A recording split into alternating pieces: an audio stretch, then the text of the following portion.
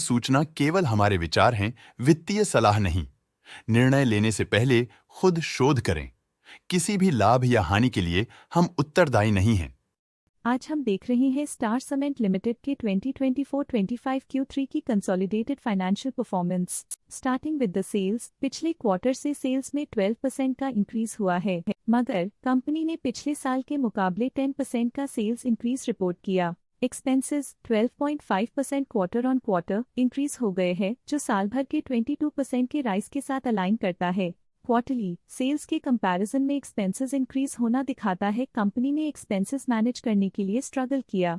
Company ने पूरी साल के दौरान चैलेंजेस का सामना किया। ऑपरेटिंग प्रॉफिट, जो पिछले साल के कंपैरिजन में -30% डाउन हुआ है, quarter on quarter around 9% increase हुआ है। Operating profit margin (OPM) annual basis पे -8.5% से डिक्रीज हुआ है और पिछले क्वार्टर के कंपैरिजन में -0.5% से डिक्रीज हुआ है। एक्सेप्शनल आइटम्स को ऐड करके अदर इनकम पिछले क्वार्टर के कंपैरिजन में 54.5% बढ़ गई, बावजूद इसकी ईयरली डिक्लाइन -39% हुई है। इंटरेस्ट एक्सपेंसेस पिछले क्वार्टर से 38% अप हुआ, लेकिन ईयर ओवर ईयर इंक्रीज लगभग 2 गुना हुआ है। डिप्रिशिएशन कॉस्ट में 1% का क्लाइम देखने को मिला और ईयरली बेसिस पे लगभग 1.5 गुना का इंक्रीज देखा गया। Profit before tax annually -93% decrease हुआ, लेकिन प्रोसीडिंग क्वार्टर से 0.5% बढ़ा है। इस साल कंपनी ने 35% टैक्स पे किया और क्वार्टरली कंपनी ने 19% टैक्स पे किया है। नेट प्रॉफिट ने ईयर ऑन ईयर -88% का डिक्लाइन दिखाया,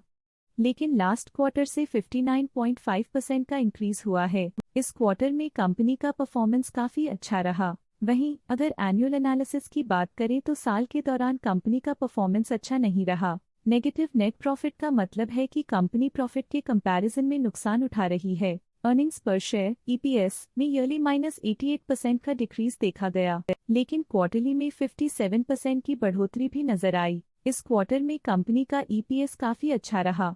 स्टार सीमेंट लिमिटेड के फाइनेंशियल स्नैपशॉट को रिव्यू करते हुए कुछ मुख्य ट्रेंड्स सामने आए हैं जो कंपनी की परफॉर्मेंस पे रोशनी डालते हैं। दिसंबर 2021 से दिसंबर 2024 तक स्टार सीमेंट लिमिटेड की फाइनेंशियल जर्नी में सबसे पहले बात करते हैं सेल्स की। इस साल सेल्स में 7% की वृद्धि हुई है और पिछले 4 सालों में 46% की वृद्धि हुई है, जो एक निरंतर अपवर्ड ट्रेंड को दर्शाता है। पिछले 3 साल से सेल्स लगातार बढ़ती जा रही है, जो मार्केट एक्सपेंशन और कंज्यूमर डिमांड में वृद्धि को दर्शाता है। अब बात करते हैं एक्सपेंसेस की। इस साल एक्सपेंसेस 13% बढ़े हैं और 4 सालों में 48% का इजाफा हुआ है। इस साल हालांकि एक्सपेंसेस सेल्स से थोड़ा ज्यादा बढ़े हैं, मगर ग्रोथ रेट्स का करीब होना स्टेडी ऑपरेशनल कॉस्ट को दर्शाता है। इस साल ऑपरेटिंग प्रॉफिट -17% कम हुआ, लेकिन पिछले 4 सालों में 34% का इजाफा हुआ है। इस साल ऑपरेटिंग प्रॉफिट में कमी आई है, लेकिन पिछले 2 साल की वृद्धि रेजिलियंस को दर्शाता है, जो एक अस्थायी मार्केट को संकेत करता है।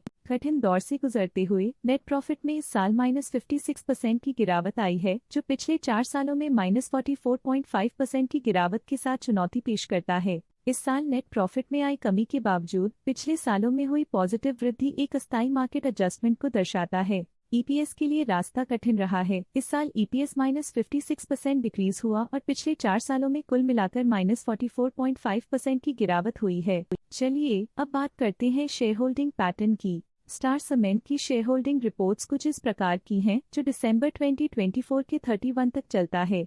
ये रिपोर्ट कंपनी के शेयर्स की डिटेल्ड जानकारी देता है, जिसमें promoters, promoter groups, foreign investors, public investors और सरकारी एंटिटीज शामिल हैं। प्रमोटर्स शेयर होल्डिंग 2024 के सितंबर में 66.47% से 2024 के दिसंबर में 57.69% तक डिक्रीज हो गया। ये डिक्रीज दिखाता है कि इस टाइम पीरियड में कंपनी पे प्रमोटर्स का कंट्रोल कमजोर हुआ है। पब्लिक द्वारा हेल्ड शेयर्स का परसेंटेज 27.19% से इंक्रीज होकर 2024 के दिसंबर में 36.17% तक का इंक्रीज से देखा गया। ये चेंजेस स्टेट है कि पब्लिक की इन्वेस्टमेंट कंपनी में क्वार्टर टू क्वार्टर इंक्रीज हुई है। जब कंपनी के शेयर्स का अधिकतम हिस्सा प्रमोटर्स, FII, DII या गवर्नमेंट के पास होता है, तब ये माना जाता है कि कंपनी मजबूत हाथों में है, जो स्थिरता और मजबूत समर्थन को दर्शाता है और इस मार्केट की स्थिरता बनी रहती है। डोमेस्टिक इंस्टीट्यूशनल इन्वेस्टर के शेयर होल्डिंग में थोड़ा डिक्रीज आया 2024 के सितंबर से 2024 के दिसंबर में,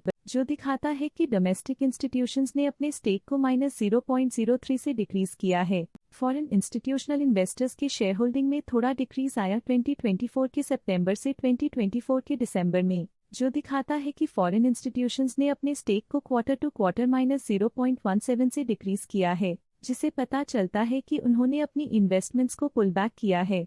ये था कंपनी का करंट शेयर होल्डिंग पैटर्न। आइए देखते हैं इस क्वार्टर के प्रमोटर डील्स ने बाजार को किस तरह प्रभावित किया है। 13 फरवरी 2025 को विनय एंड कंपनी ने 2000 शेयर्स की बिक्री की 208.22 रुपीस पर यूनिट के हिसाब से, जिसका टोटल था 4.2 लाख। 11 फरवरी 2025 को सुचिता अग्रवाल ने 15,000 शेयर्स बेचे 213.06 रुपीस पर यूनिट के हिसाब से, जिसका टोटल था 32 लाख।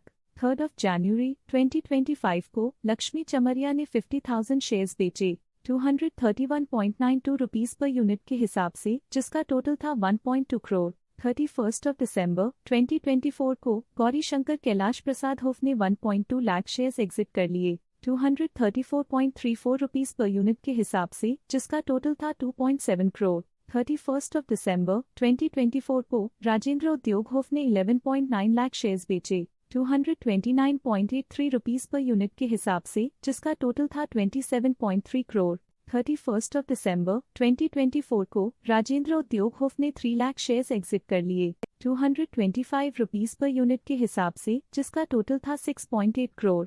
31 दिसंबर 2024 को विनय एंड कंपनी ने 222 शेयर्स की बिक्री की 235.07 रुपीस पर यूनिट के हिसाब से, जिसका टोटल था 52.2 थाउजेंड। इन सभी ट्रांजैक्शन से हमें समझ में आता है कि किस तरह की इन्वेस्टमेंट्स ने इस क्वार्टर में प्रभाव डाला है। अब नजर डालते हैं स्टार सीमेंट के स्टॉक रिकमेंडेशन पे। डॉट स्टॉक का करंट प्राइस 178.4 रुपीस चल रहा है। आनंद राठी ने स्टॉक की बाय रिकमेंडेशन दी थी।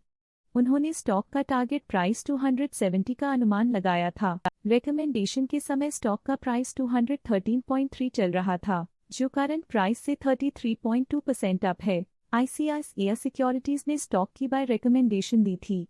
उन्होंने स्टॉक का टारगेट प्राइस 257 का अनुमान लगाया था। रिकमेंडेशन के समय स्टॉक का प्राइस 208.95 चल रहा था, जो करंट प्राइस से 32% अप है। असित सी मेहता ने स्टॉक की बाय रिकमेंडेशन दी थी। उन्होंने स्टॉक का टारगेट प्राइस 262 का अनुमान लगाया था।